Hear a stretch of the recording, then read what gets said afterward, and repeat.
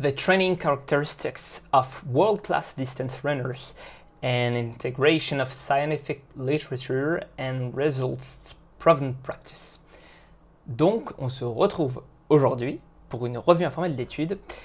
Alors, c'est une étude un peu particulière parce que c'est une sorte de gros melting pot. Les chercheurs en fait sont allés chercher dans la littérature scientifique ce qui se faisait le mieux pour les coureurs de longue distance.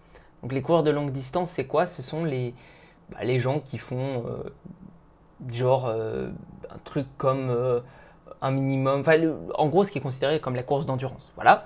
Et ils ont à la fois cherché dans la littérature scientifique ce qui était le mieux, et aussi ils sont allés demander à des gens qui s'y connaissaient bien, les coureurs en eux-mêmes.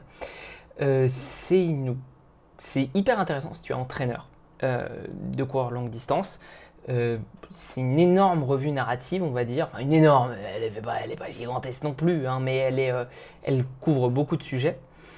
J'ai, comme souvent dans les revues narratives, j'ai surligné quelques phrases que je vais lire, que je trouve intéressantes.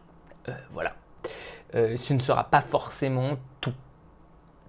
Donc, déjà, dans la période de préparation générale, donc déjà, ils ont une période, en règle générale, de préparation, et ensuite, une période de spécialisation. C'est bête, hein, mais c'est souvent le cas, donc autant le dire. Ça fonctionne dans beaucoup de sports différents, hein, comme la PPG et la PPS, je crois. Bon, bref. Et donc, du coup, souvent, dans la période de préparation, il y a beaucoup de volume, et pour créer une fondation aérobie. Voilà. Tu prends ce que tu veux. Ceci étant dit, ensuite, quand on passe au-delà de ça et qu'on regarde les programmes de périodisation, il ne semblerait pas qu'il y en ait un qui se dégage comme étant spécifiquement supérieur aux autres. Ce qui est quelque chose aussi dont je suis assez fan, c'est-à-dire que pour moi, la périodisation c'est bien, mais souvent, c'est très surcoté la scientificité qu'on peut mettre dedans. C'est-à-dire que je pense qu'il faut mieux de la périodisation que rien, mais que ce sera hautement individuel dépendant de l'athlète, qu'il n'y a pas de règle générale, et surtout, ça dépendra surtout de la psychologie de l'athlète. On peut trouver plein de façons différentes de faire, mais il faut que l'athlète s'engage là-dedans. Voilà. Pour ce qui est de la périodisation, je ne sais pas si tu es au courant de ce que c'est en fait, parce que pour moi c'est un terme normal, mais c'est pas forcément le cas pour tout le monde. Périodisation, c'est organiser l'entraînement sur le long terme en faisant des périodes. Voilà. Alors il y en a qui utilisent certains modèles, d'autres. Genre faire plus de volume ou faire plus d'intensité avant, après, pendant. Voilà. Il semble quand même que de façon générale, alors là on est dans les méthodes d'entraînement, plus la périodisation, il semble de façon générale que beaucoup de volume à basse intensité soit une caractéristique de l'essentiel des coureurs qui ont une bonne économie de course. Voilà.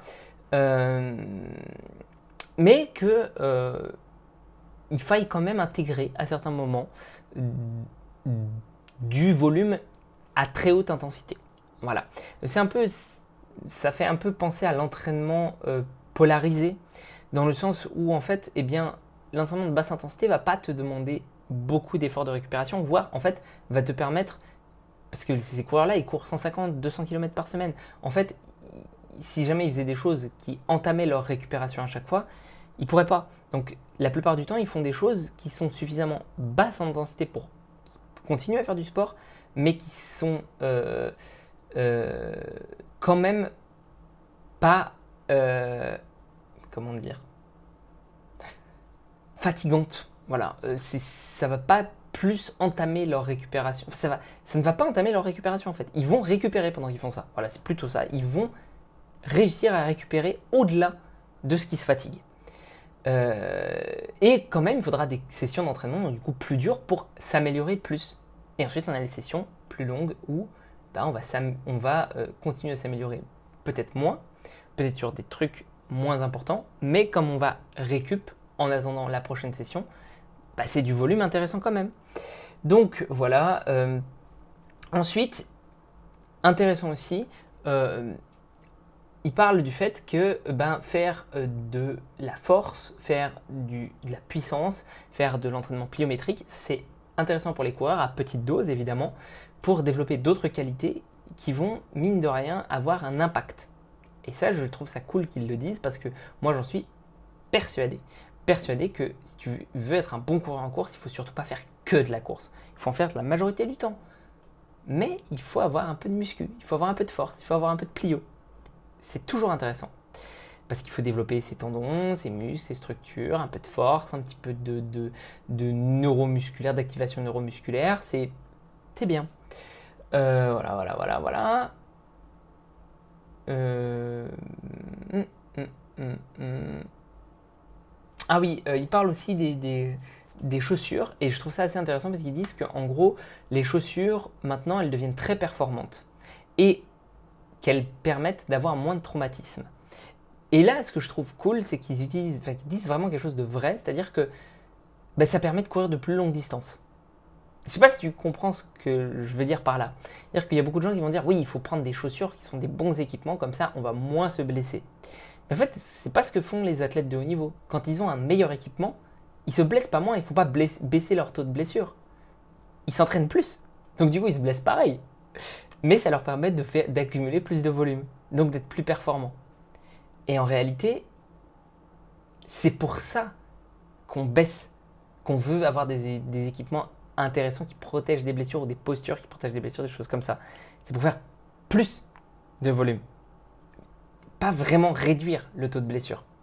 Voilà. Tac. Oui, aussi au niveau des femmes, ça c'est intéressant, c'est que les femmes, de façon globale, courent un petit peu moins vite. Et donc du coup, tu as plusieurs écoles qui s'affrontent. Soit il faudrait qu'elles courent plus longtemps, comme ça elles font la même distance. Soit au contraire, il faudrait qu'elles courent exactement le même temps parce qu'elles ont moins de capacité. Donc du coup, c'est plus adapté. Il n'y a pas de vrai consensus qui se dégage. Et enfin, en revanche, ça c'est quelque chose de... Voilà, enfin. Sinon, c'est ça. Oui, il n'y a pas d'autres trucs après. Et enfin, plus tu as une haute masse corporelle, plus tu as des forces d'impact qui seront importantes. Et donc du coup, il y a ça, et il y a en plus le fait que les coureurs qui sont plus fins auront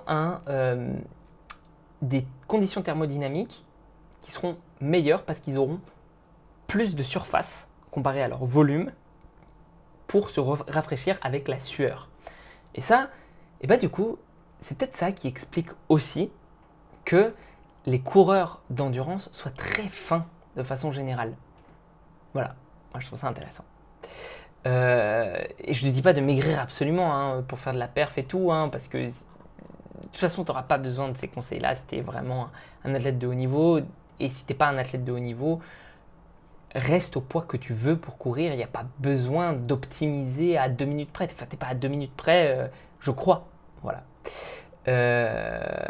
Ah non, il y avait quand même un dernier truc. Au niveau de la période de tapeur, la période d'avant-compétition, de façon générale, les recommandations scientifiques ne sont pas forcément suivies par les athlètes de haut niveau, mais les recommandations scientifiques recommandent 2 à 3 semaines de réduction de volume d'entraînement de 40 à 60% de façon progressive pour augmenter nos performances. En tout cas, avoir les meilleures performances possibles le jour de la compétition. Voilà, et je pense que sur ce, je vais te dire de prendre soin de toi et qu'on se retrouve pour une prochaine vidéo.